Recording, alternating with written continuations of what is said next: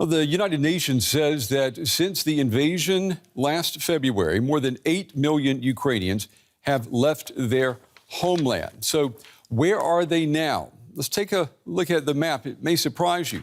Top of the list, believe it or not, Russia. It has taken in 2.85 million Ukrainians. That's the number that have crossed the border since last February.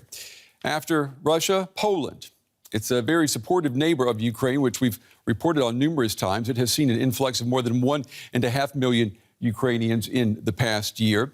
And then right here in Germany, more than 1 million Ukrainians have arrived here since the war began. The capital, Berlin, where we are, has registered more than 100,000 Ukrainians. And then there is the Czech Republic, which has taken in, as you see right there, 500,000 Ukrainians. They've sought refuge there. That is the equivalent of about 5% of that country's population. These are big numbers, big movements of people. To talk about that, I'm joined now by Mr. Gerald Knaus. He is a migration analyst and director of the European Stability Initiative think tank. Mr. Knaus, it's good to see you again. You're one of the go-to men, if you will, here in Germany, in Berlin, for the government when it comes to migration. So let me ask you, put this into a historical context for us. Have we seen a migration of this magnitude in Europe before? Well, good evening. The historical context is very clear. There has not been such a movement of refugees in Europe since the late 1940s. Germany has never given protection to as many people as it did last year.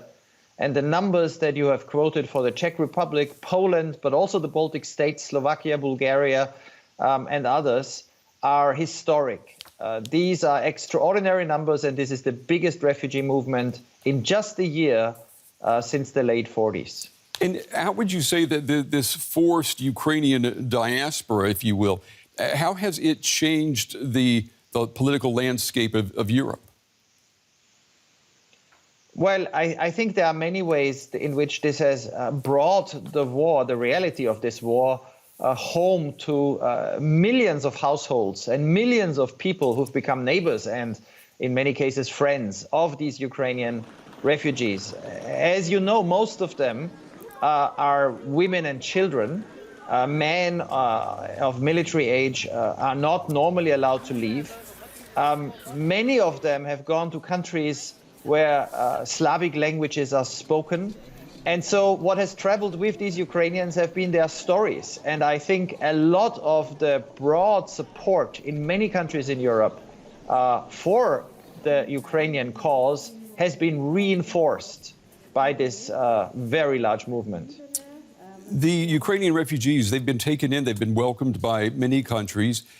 The focus has really been on Poland, though, and that's because before the invasion, Poland had seemed reluctant to take in refugees. This change of heart, if you will, how do you explain it? I don't think it's very hard to explain. What we've seen with the Ukrainians, first of all, is that they all arrive regularly. None of them require dangerous crossings of borders with smugglers for one very simple and very important reason.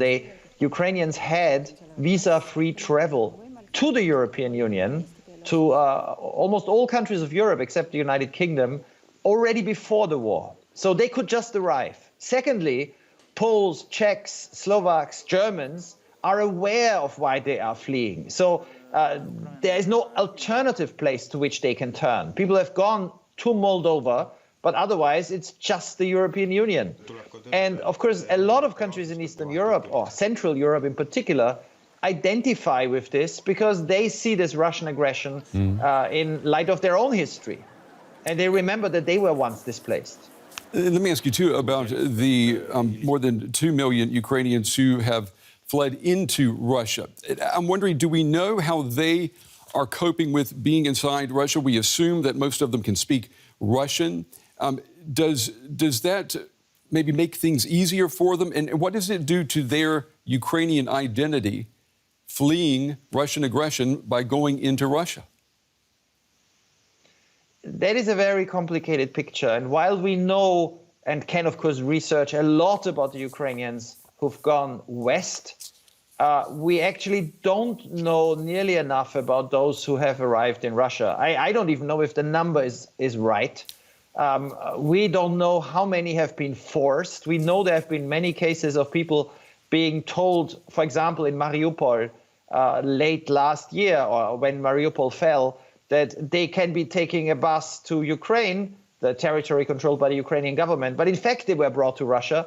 We know about the children. Again, different numbers have been given about children being forced and basically kidnapped, which would be a war crime, to Russia. So I cannot tell you, and I have not seen, I've looked, but I have not seen any really reliable research on how many of them have been glad to flee to Russia, have been forced to flee to Russia, have been seen their documents taken away, and what their fate is. I don't even know if the number is to be believed.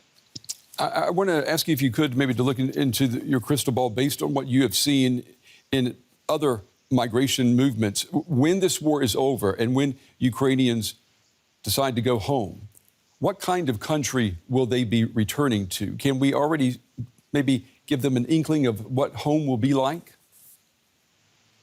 Well, I mean, two things are important. First, there are millions of Ukrainians who have also been expelled from their homes, who have also been displaced, who stay inside Ukraine. So we see a very strong will of millions of displaced Ukrainians not to leave their country. We've also seen millions of Ukrainians who've gone to the European Union and have gone back. Between May last year and September, 300,000 more Ukrainians went back to Ukraine than came to the European Union. Now, all of this shows us a very strong will of people to return. But of course, they must have a country that is safe to return to. So it will very much depend on the outcome of the war. And the last thing one should say is that depending on how the war continues, we could also see many more millions forced to flee. Yeah. So if we want to address the causes of this mass flight, supporting Ukraine militarily, financially, and politically is actually the best way to ensure that people do not have to flee and can return to their homes as soon as possible. Migration expert Gerard Knaus. Mr. Knaus, as always, we appreciate your time and your valuable insights tonight. Thank you.